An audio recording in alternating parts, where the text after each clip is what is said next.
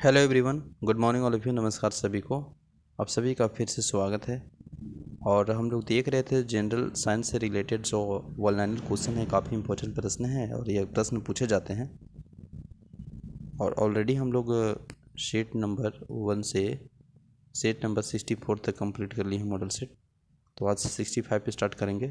तो चलिए स्टार्ट करते हैं। प्रश्न नंबर 1, पास्कल किसकी इकाई है? तो पास्कल जो है वह दाब का इकाई मात्रक है, ठीक है ना। नेक्स्ट प्रश्न है, जल का वाष्प में परिवर्तन क्या कहलाता है? तो जल का वाष्प में जो परिवर्तन है, चेंज है ना, जल का वाष्प में परिवर्तन, वह कहलाता है आपका भौतिक परिवर्तन, है ना। भौतिक परिवर्तन ये कहलाता है। जैसे मोमबत्ती जलता है तो ये भी भौतिक परिवर्तन है, ठीक है ना।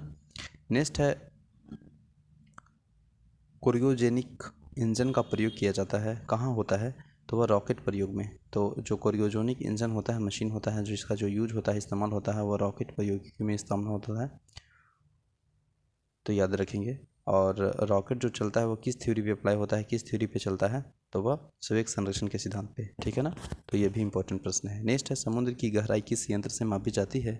तो फेदोमीटर से मापी जाती है। समुद्र की जो भी गहराई है उसका अगर मापना है, मेजरमेंट करना है, तो ये एक यंत्र होता है जिसका नाम फेदोमीटर। और इसी के माध्यम से जो समुद्र की गहराई है ना, उसको माप लिया जाता है ना।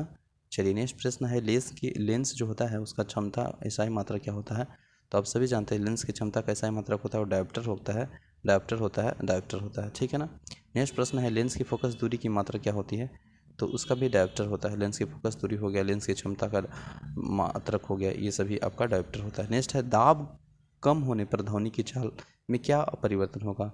तो देखिएगा, दाब अगर कम रहेगा ना तो ध्वनि के जो चाल रहेगा साउंड का, वह अप्रभावित रहेगा, है ना। अप्रभावित रहेगा। नेक्स्ट प्रश्न है, किसी समान यंत्र की सहायता से प्राश्रव्य तरंगे उत्पन्न की जा सकती है? तो वह किया जा सकता है सोनार में, ठीक है। नेक्स्ट है, किरचॉफ का नियम से आप क्या समझते हैं? तो किरचॉफ का जो थ्योरी है उससे क्या समझते हैं? तो अच्छे उत्सर्जक अच्छे अवशोषक होते हैं, ये इसका थ्योरी स्टेटमेंट और इसका गुण है ना। अच्छे उत्सर्जक अच्छे अवशोषक होते हैं, ये किसका नियम है, ये किसका थ्योरी है? तो किरचॉफ का नियम है, ठीक है ना।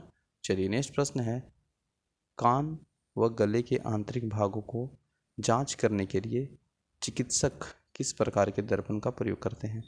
तो आप सभी जानते हैं अवतल दर्पण का प्रयोग करते हैं, और डॉक्टर में, सर्च टाइट में, दाढ़ी बनाने में, ये सभी अवतल दर्पण का यूज़ करते हैं। उत्तल दर्पण का यूज करते हैं, जैसे साइड मिरर गाड़ी का जो होता है उसमें उत्तल दर्पण का प्रयोग करते हैं। तो ये सभी प्रश्न इंपॉर्टेंट है और पूछ लिए जाते हैं।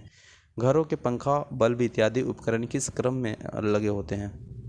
तो किस सीरीज़ में लगा होता है? घर में जो पंखा लगा होता है ना, वो किस क्रम में लगा होता है? तो वह समानांतर क्रम में लगा होता है, समानांतर क्रम में लगा होता है, ठीक है।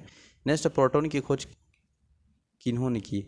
तो प्रोटॉन की जो खोज की है, माफ़ कीजिएगा, पॉजिट्रॉन की बात की जा रही है ना।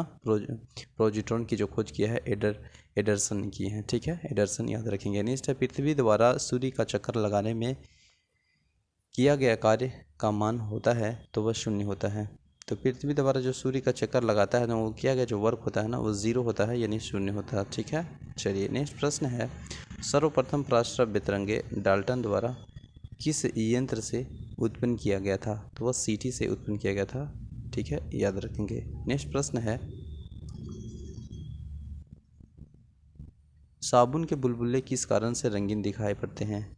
तो साबुन के जो बुलबुले हैं ना, देखिएगा, साबुन का बुलबुला जब वॉशिंग करते समय दिखाई देता है, तो वह जो दिखाई देता है उसका कारण, रीज़न ये है व्यक्तिकरण के कारण, है ना। व्यक्तिकरण के कारण साबुन के जो बुलबुले हैं वह आपको नीला, वो आपका जो है ना रंगीन दिखाई पड़ेगा, ठीक है। नेक्स्ट प्रश्न है, सूर्य से सबसे समीप स्थित तारा कौन सा है? तो सूर्य के सबसे जो समीप तारा है ना, वो आपका है प्रोक्सिमा सेंटारी, है ना। तो याद रखेंगे, प्रोक्सिमा सेंटारी है। नेक्स्ट है, उपग्रहों में ऊर्जा कैसे उत्पन्न की जाती है? तो उपग्रहों जो होता है ना, सैटेलाइट, उसमें ऊर्जा जो की बात की जा रही है उत्पन्न करने की, तो वह सौर सेल के द्वारा उत्पन्न की जाती है। किसके द्वारा? सौर सेल के द्वारा, है ना। तो ये याद रखेंगे। तो हम लोग 4 से 5 मिनट में लगभग 20 से 25 प्रश्न को देखते हैं, जो कि काफ़ी इंपॉर्टेंट और बेसिक प्रश्न होते हैं। आप सेट में भी देखे होंगे, या प्रैक्टिस सेट में, या प्रीवियस ईयर में, जो कि जनरल साइंस से रिलेटेड मोस्ट इम्पॉर्टेंट प्रश्न है। तो आई होप सेशन अच्छा लगा होगा, तो प्लीज़ आप लाइक करें। चैनल में नए हैं तो चैनल को सब्सक्राइब करें ताकि नोटिफिकेशन टाइम से मिलता रहे। तो चलिए मिलते हैं नेक्स्ट वीडियो में, तब तक के लिए बने रहें। जय हिंद।